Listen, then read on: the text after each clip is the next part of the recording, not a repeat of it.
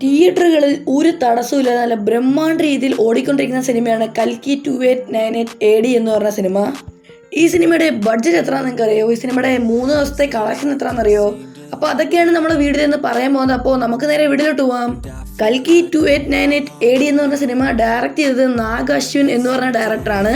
ഈ സിനിമയുടെ total world wide screen count നോക്കുവാണെങ്കിൽ 8000-ന് മുകളിലുണ്ട്. അതിൽ തന്നെ ഇന്ത്യക്ക് മാത്രമായിട്ട് കിട്ടിക്കുന്ന സ്ക്രീൻ കൗണ്ട് എന്ന് വെച്ചാൽ 6000-ന് മുകളിലും ഓവർസീക്ക് 2000-ന് മുകളിലുമാണ് വേൾഡ് വൈഡ് സ്ക്രീൻ കൗണ്ട് കിടക്കുന്നത്. ഇനി നമുക്ക് നേരെ കളക്ഷൻ റിപ്പോർട്ടിലോട്ട് പോകും. ഈ സിനിമയ്ക്ക് 3 ദിവസത്തെ ടോട്ടൽ വേൾഡ് വൈഡ് കളക്ഷൻ എന്ന് പറയുന്നത് 387 കോടിയാണ്. അതിനകത്ത് തന്നെ ഇന്ത്യയിലെ ടോട്ടൽ 3 ദിവസത്തെ കളക്ഷൻ നോക്കുകയാണെങ്കിൽ 227 കോടിയാണ് ഇന്ത്യക്ക് മാത്രം കിട്ടിക്കുന്ന കളക്ഷൻ എന്ന് പറയുന്നത്.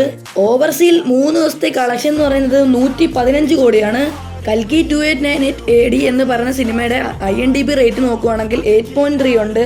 സിനിമയുടെ ബഡ്ജറ്റ് ഇട്ട് പറയുന്നത് വെച്ചാൽ 600 കോടിയാണ്. ഇത് നമ്മൾ ഒഫീഷ്യലായിട്ട് കിട്ടിയ റിപ്പോർട്ട് അനുസരിച്ചാണ് നമ്മൾ പറയുന്നത്. ഈ സിനിമയിൽ അഭിനയിച്ചവരുടെ ലിസ്റ്റ് നോക്കുകയാണെങ്കിൽ പ്രഭാസ് ഉണ്ട്, അമിതാഭ് ബച്ചൻ ഉണ്ട്, ദീപിക പദുകോൺ ഉണ്ട്, പിന്നെ വില്ലൻ റോളിൽ കമൽഹാസൻ ഉണ്ട്, വിജയ് ദേവരകൊണ്ട ഉണ്ട്, ദുൽഖർ സൽമാൻ ഉണ്ട്. അങ്ങനെ ഒട്ടനവധി നടന്മാരും നടികളും സിനിമയ്ക്കകത്ത് അഭിനയിച്ചിട്ടുണ്ട്. പിന്നെ കുറേ ക്യാമിയോ റോൾസും കുറേ എക്സ്റ്റൻഡഡ് ക്യാമിയോ റോൾസും എല്ലാം ഉണ്ട്. പിന്നെ സിനിമയുടെ ഫസ്റ്റ് ഷോ കഴിഞ്ഞപ്പോൾ തന്നെ ഹെവി ലെവൽ പോസിറ്റീവ് റെസ്പോൺസ് ആണ് എവിടെ നിന്നും കരസ്ഥമാക്കാൻ സാധിച്ചത്. അതുകൊണ്ട് തന്നെ ഈ സിനിമ ഷുവർ 1000 കോടി കയറുമെന്ന് എനിക്കൊരു വിശ്വാസമുണ്ട്.